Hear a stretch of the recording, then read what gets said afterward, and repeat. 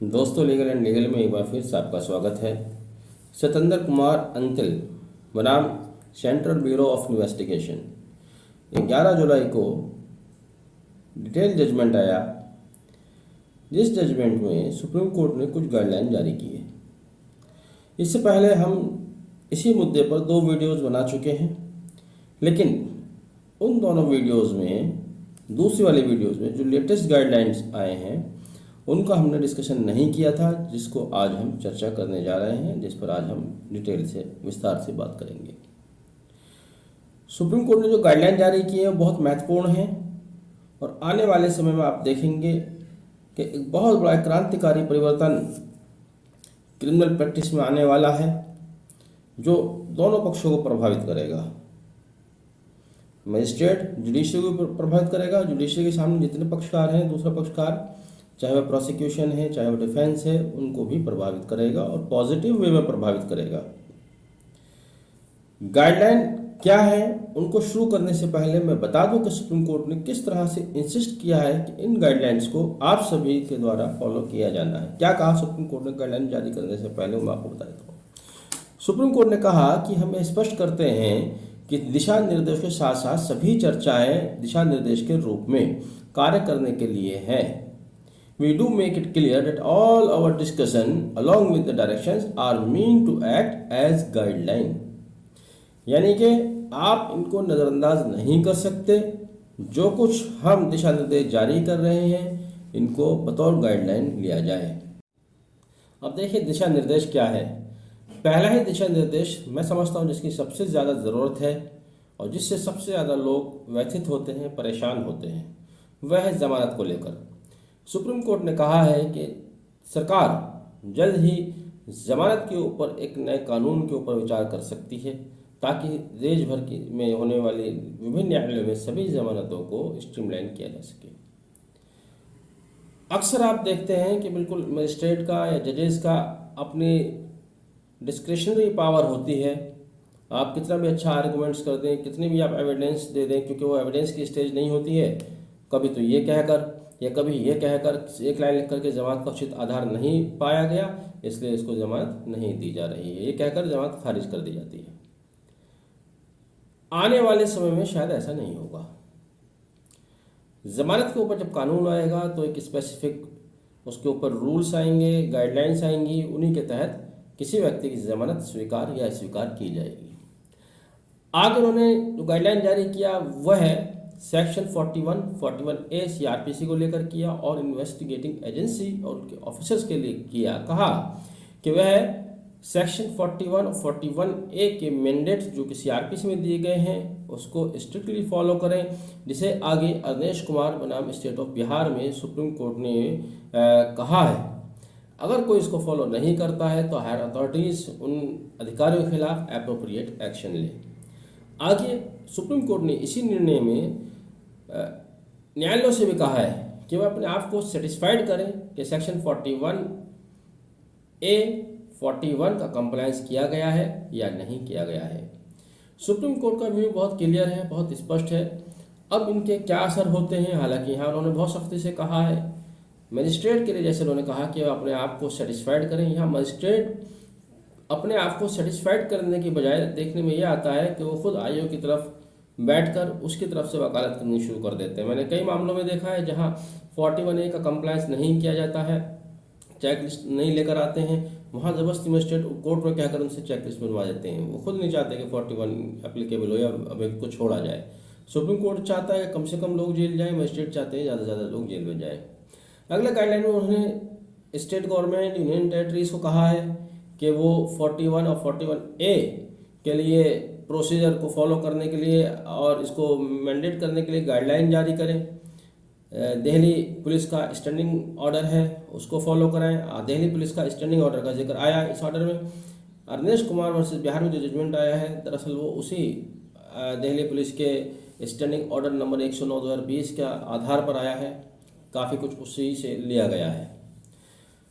आगे supreme court ने कहा कि जिस समय सेक्शन 88, सेक्शन 170, सेक्शन 204 या 209 की स्थिति होती है वहाँ पर बेल इंसिस्ट नहीं की जानी चाहिए। सेक्शन 88 आप समझते हैं CRPC या power to take bond for appearance के लिए बॉन्ड लिए जाते हैं, या सेक्शन 170 जिसका जिक्र किया, जब सफिशिएंट ग्राउंड्स हैं मजिस्ट्रेट के सामने केस फॉरवर्ड किया जाता है ट्रायल के लिए, या 204 जब प्रोसेस इश्यू होते हैं, या 209 जहाँ पर केस कम्यूट होता है कि अगर वो ट्राइबल बाय मजिस्ट्रेट या सेशन है, उस स्टेज पर बेल इंसिस्ट नहीं की जानी चाहिए। अगला उन्होंने सेक्शन 170 पर ही Siddharth versus state of UP का हवाला दिया कि जहां पर अभियुक्त को गिरफ्तार करना जरूरी ना हो वहां पर उसको अरेस्ट नहीं किया जाना चाहिए।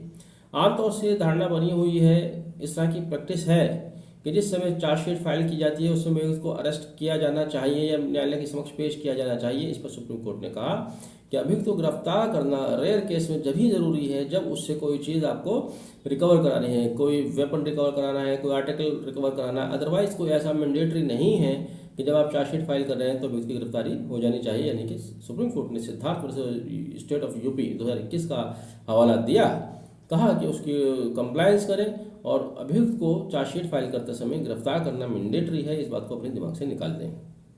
आगे उन्होंने कहा कि कुछ स्पेशल कोर्ट्स बनानी चाहिए। स्पेशल कोर्ट्स यानी कि अब आप देखेंगे जल्दी ही कुछ नई कोर्ट्स बनने वाली हैं, क्योंकि सुप्रीम कोर्ट ने पहले ही कह दिया कि हमारे गाइडलाइन है, इनको आप फॉलो करें। कहा कि स्पेशल कोर्ट्स बनाइए, जहां स्पेशल कोर्ट्स में वैकेंसी है उनको तुरंत फिलअप कीजिए, यानी कि नई वैकेंसीज भी आ सकती हैं जुडिशरी में, ये आगे समय बताएगा।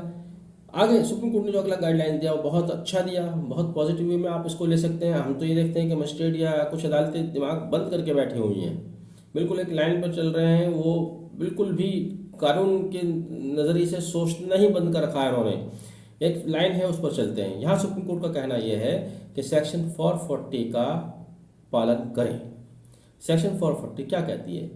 सेक्शन 440 सीआरपीसी कहती है कि जब आप किसी को जमानत का आदेश देते हैं तो एक बॉन्ड लिया जाता है, जमानत ली जाती है, उस अमाउंट को आप फिक्स ना करें। हर केसेस में वैरी करती है, किसी व्यक्ति की हैसियत पर भी वैरी करती है। कोई व्यक्ति ऐसा है जो जेल में बंद है, वो उतनी अमाउंट के बॉन्ड देने के लिए सक्षम नहीं है तो उसके अमाउंट को घटाया जा सकता है।